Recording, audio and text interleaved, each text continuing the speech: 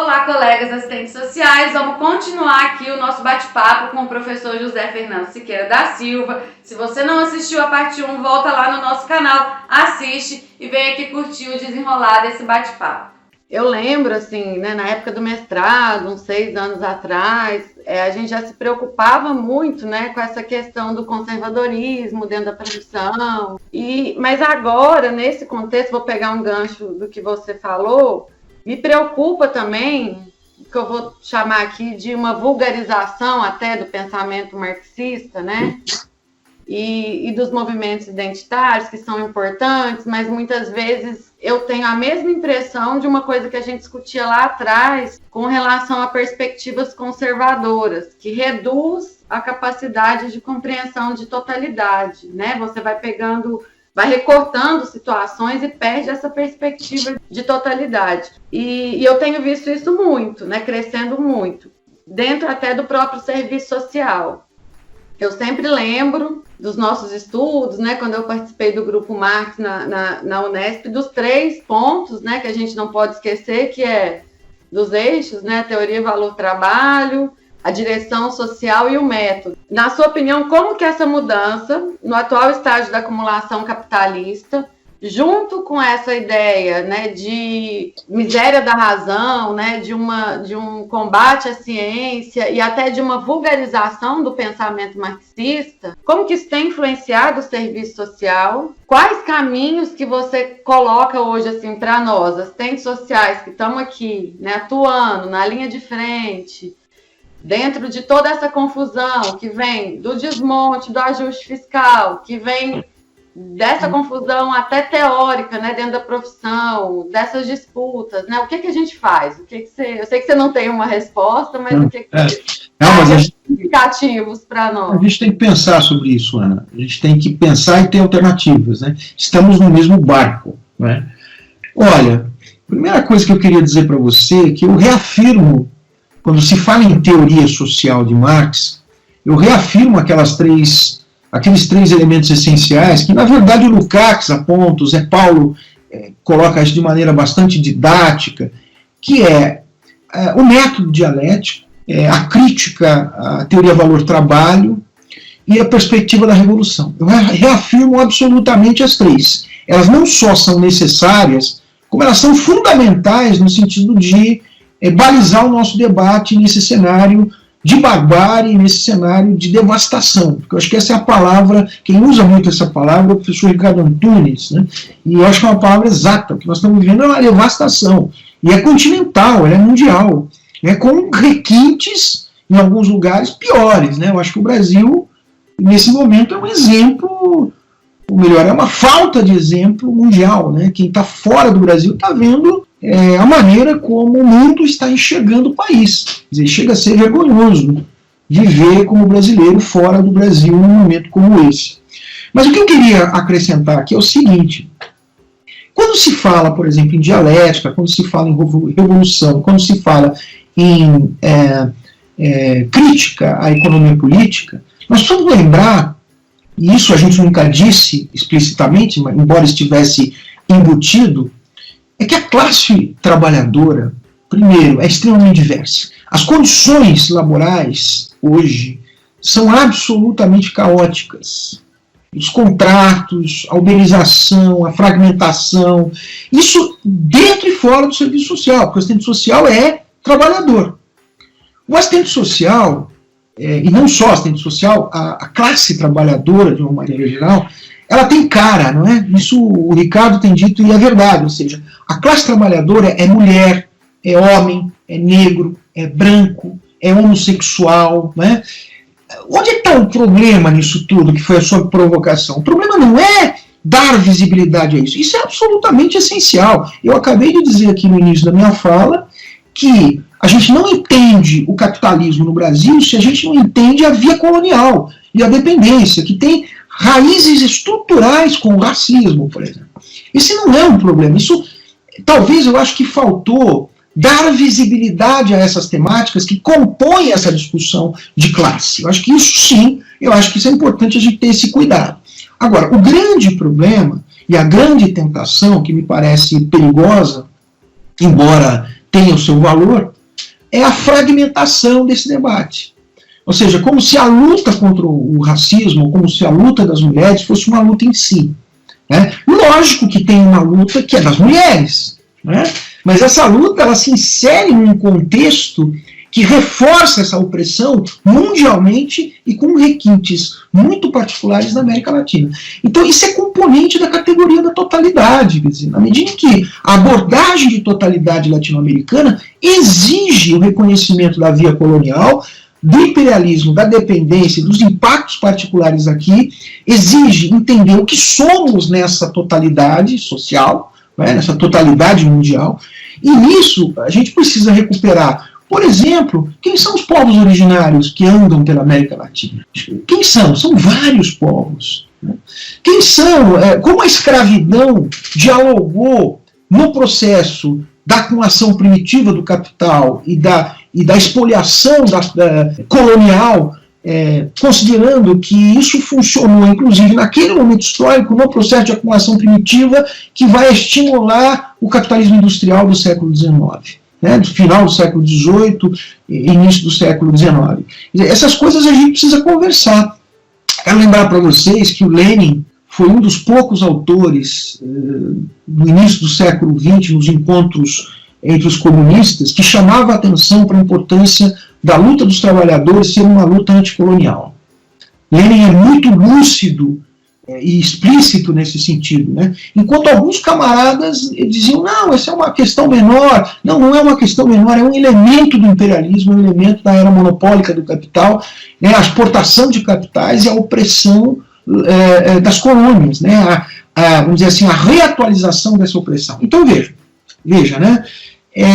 Estou dizendo que toda essa discussão ela é importante para pensar a América Latina. Esses elementos são essenciais. Não são elementos menores. Absolutamente. A questão da mulher, a questão da negritude, enfim. São temas, eu diria, intrínsecos a esse debate. Né? Então nós precisamos enriquecer a nossa discussão nesse sentido. Mas isso em absoluto significa colocar-se em contraposição àqueles 3 pontos que você trouxe. A dialética, a crítica teoria valor-trabalho, a perspectiva da revolução. Estou absolutamente convicto de que a emancipação de homens, mulheres, negros, brancos, povos originários, comunidade LGBTI, etc., isso vai se dar de maneira muito mais construtiva e efetiva a partir de um processo de luta anticapitalista progressista. Eu não tenho dúvidas disso. Agora, qual é o impacto disso para o serviço social? E aí, eu acho que a gente tem que exercitar um pouco aquilo que o Gramsci dizia, né? O otimismo da vontade e o pessimismo da razão, que não era dele, era uma fala de outra pessoa, né? Mas que o Gramsci reproduziu e isso ganhou força na fala dele. Eu acho que não reconhecer a dificuldade do momento atual, Ana, é fatal para a gente. Então eu acho que fazer a defesa da nossa direção social hoje supõe sim fazer a defesa dela. Inclusive eu tenho escrito, vou escrever, e tenho escrito muito esse ano sobre isso. Né? Mas a maneira como a gente vai fazer essa defesa precisa sofrer algumas correções e algumas análises. Isso é um papo longo, né? No sentido de defender esses princípios, todos eles que estão lá, todos, formação integral, crítica, né? Tudo, a gente tem que fazer essa defesa. Agora, o contexto do início dos anos, final dos anos 90, quando nós criamos essa direção social estratégica a partir de um longo processo progressista, que eu enumerei na minha fala anterior, que vem lá do filé mignon da reconceituação, que passa pelo método BH e que se expande nas lutas dos anos, final dos anos 70, 80, início dos anos 90, esse legado, não é? Esse é um legado que foi pensado no final dos anos 90, nas condições dos anos 90. Só que nós não estamos lá. Nós estamos em 2020. Né? De lá para cá, muita coisa aconteceu. Então nós precisamos fazer a reanálise dessa discussão, o que não significa um revisionismo, atenção, né? Mas quais as armas e quais as estratégias e táticas que vamos utilizar para fazer essa discussão nas condições atuais. Isso é absolutamente necessário para a sobrevivência dessa direção. O impacto para os assistentes sociais é enorme. Ele tem vários níveis. Vou citar muito rapidamente aqui. O primeiro deles é o próprio trabalho do assistente social. O jeito de contratar, né, a divisão sociotécnica, aquilo que Marildo apontou lá atrás, hoje assume um sentido trágico. Né? Somos parte da classe trabalhadora e não escapamos dessa precarização que está posta. Esse é o primeiro ponto que eu acho que a gente precisa considerar. Isso vai trazer condições, está trazendo, não é vai trazer, já estava trazendo antes da pandemia. Atenção, isso já estava, com a pandemia não tem o condão mágico para a varinha mágica para dizer que a partir de agora o caos se instalou. Né? Não, nós já vimos um processo de barbarização já há algum tempo. Eu diria, não tão explicitamente a partir da crise de 2008, a crise estrutural de 2008, que vai impactar a América Latina no início de 2011, sobretudo. Vejam que a própria Dilma passou um mau bocado no governo, né, 2013, e a América Latina como um todo. Vejam o Maurício Macri na Argentina, que perdeu a eleição agora no Uruguai, que tem uma direita que é diferente, não é a mesma direita dos outros países, né? O que se passou no Chile, o que está se passando na América Central, com retrocessos brutais. Isso também tem uma base material no campo da crise do capital, né, do financiamento público, da captura dos fundos públicos pelo capital nesse cenário. Ora, isso impacta os assistentes sociais na forma de contratação, na sua relação com o empregador. Esse é o primeiro ponto. Desumaniza a gente. Segundo, desumaniza aquelas pessoas que são usuárias do serviço social. Então, cada vez mais, e aí eu tenho que reconhecer nesse momento, que nós estaremos e estamos já lidando cada vez mais com situações extremas. É aquilo que o Zé Paulo, gostemos ou não, chamou de situações terminais. Quer dizer, isso não é um problema do serviço social, isso é uma imposição da realidade. Bom, o que fazer com isso? O que fazer com isso é o seguinte: nós temos o dever, como profissionais, de criar as condições, ou de endossar condições melhores para que as pessoas possam primeiro sobreviver. As pessoas precisam sobreviver. Eu acho que isso não é uma luta menor, porque se as pessoas não sobreviverem, elas não vão fazer nada depois. Absolutamente nada. Lógico que a luta não é essa, mas o que eu quero dizer com isso? Que a defesa de cada vírgula, de cada ponto, de cada aspecto que compõe um recurso ou um pequeno direito no processo de trabalho com os nossos usuários, né, nós precisamos levar isso adiante. Nós não podemos subestimar essa dimensão. Esse é o primeiro ponto. Segundo, eu acho que no âmbito da organização, eu acho que a gente tem que ter uma luta para além do serviço social. Ou seja, qual é a nossa relação com a luta maior? Com uma luta que tem uma particularidade latino-americana, mas que é uma luta que simboliza um projeto, vamos dizer assim, pelo menos anticapitalista progressista. Não precisa ser necessariamente marxista. Não é? Eu acredito que essa tradição nos dá as melhores condições para entender o cenário atual. Ela é essencial. Alguns acham que não. Eu acho que sim. Cada vez mais. Eu acho que sem isso a gente não entende nada do que está passando. Absolutamente nada. Quer dizer, tudo o que está acontecendo está reafirmando a teoria social de Marx. Reafirmando. E nada melhor estar com ela para poder fazer essa análise. Agora, nós não temos um grupo homogêneo. Nós temos um grupo bastante heterogêneo. Então, como compor forças progressistas para primeiro barrar o fascismo, o neofascismo? Porque isso também, esse cuidado a gente tem que ter, né? Porque não é uma simples extensão do velho fascismo, mas são formas que recuperam traços do fascismo, da xenofobia, da matança, do genocídio, né, do extermínio. Essas coisas estão muito vivas hoje, nos discursos e nas práticas. Né? Veja o caso brasileiro. Né? Então, essa é uma questão que tem que ser costurada fora da profissão, mas ela tem que ter relações com a profissão. Porque a luta, por exemplo, por melhores condições de trabalho, não é uma luta do assistente social. A precarização é geral. Então é uma precarização dos trabalhadores e das trabalhadoras. Né? Então nós temos que pensar para além da profissão. Então reafirma aquilo que nós já falamos sobre a endogenia. Nós não podemos ser endógenos nesse debate e achar que nós carregamos o mundo nas nossas costas. Então é simples. Eu não espero que o nosso trabalho profissional na esfera cotidiana vá fazer grandes transformações. Mas eu acho que ele está conectado, ele deve estar conectado com uma série de iniciativas que estão para além da profissão. E essas nossas ações para manter as pessoas vivas, sobretudo nesse momento, são ações absolutamente essenciais. E é a partir daí que a gente consegue pensar ações necessárias não apenas para manter as pessoas vivas, né, para discutir problemas genuinamente humanos. Os problemas das mulheres, o problema das crianças, da população de rua, o problema da violência, que se expressa também no âmbito familiar, a questão da violência urbana.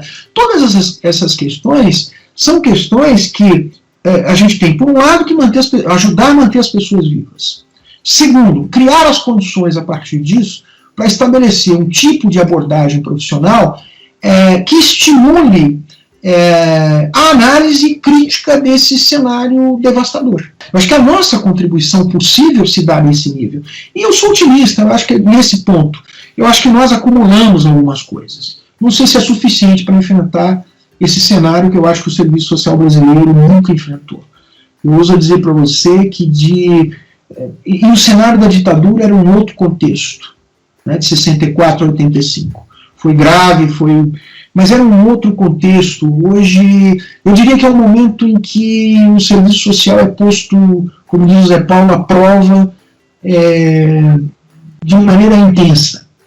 Já vinha sendo. Eu tenho essa impressão muito clara no meu cotidiano de trabalho. Às vezes eu falo isso com o pessoal aqui do CRES, que eu vou para 17 anos de profissão. Quer dizer, não é tanto, mas também não é pouco. E eu nunca vi um momento tão difícil, tanto do ponto de... Assim, a gente não está tendo acesso à informação aqui, Fernando. Informação, assim, sobre benefício, para poder orientar as pessoas, assim, o básico, né?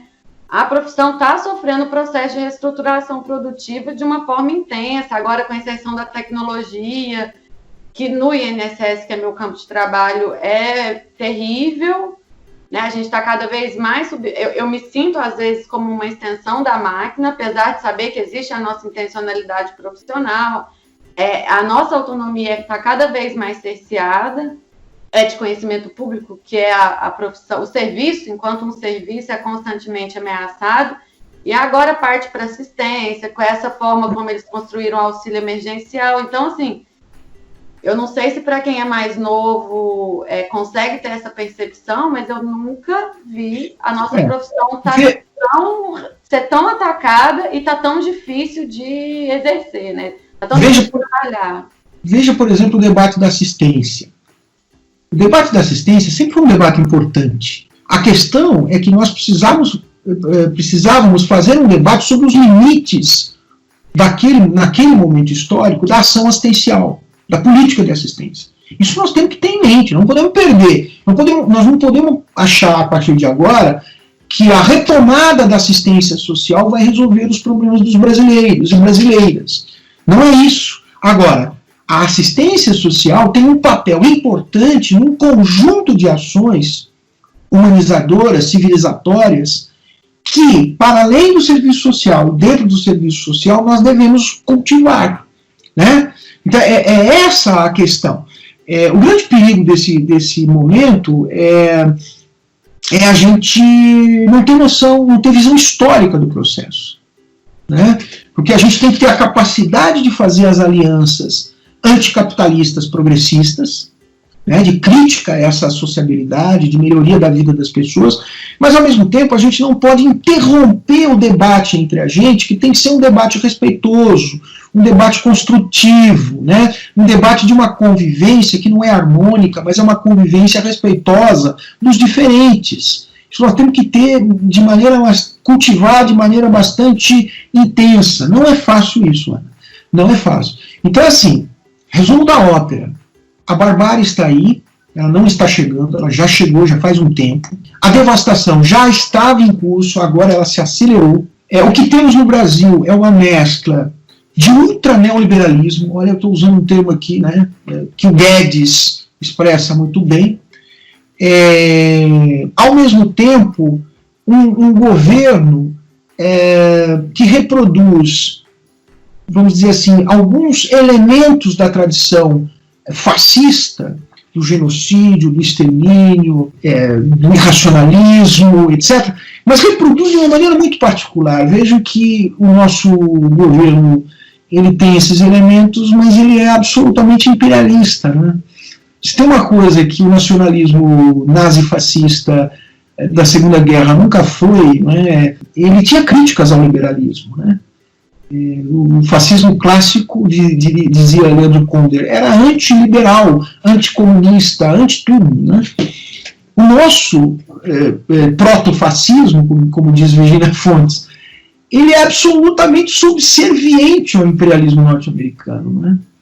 Eu diria que todos os militares, mas pelo menos o núcleo duro do governo ele é obscurantista, irracionalista e absolutamente parceiro das ações, das piores ações do imperialismo norte-americano. Tanto que ele chega a ser contra a China, inclusive se contrapondo a setores empresariais que ganham com o comércio chinês, né?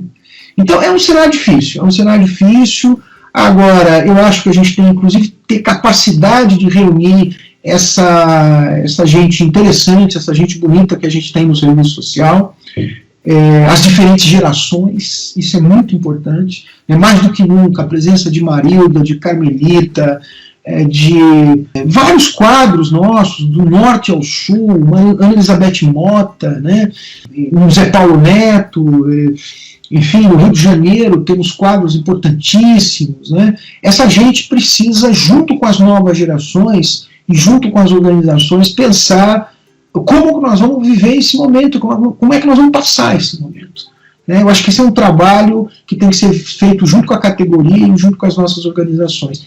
É o que eu penso, né? E estamos aí. Eu queria te agradecer demais, acho que traz muita coisa para a gente pensar. E sobre o serviço, sobre esse trabalho, né, referente às tendências teóricas no serviço social na América Latina, quem quiser saber mais, já tem algum artigo, já tem alguma coisa, ou vamos aguardar o livro? Como que... Nós estamos em fase de elaboração do livro, isso não é um processo rápido, né? Ou seja, a elaboração do livro não é uma simples extensão do relatório que foi submetido e aprovado com elogios pela FAPESP, né? Indicaram para publicação, mas não basta pegar o que está no relatório e publicar, não é a mesma coisa. Então nós estamos fazendo durante esse ano todo um trabalho pelos países, Chile, Brasil, Argentina, Paraguai, Cuba e Costa Rica, né?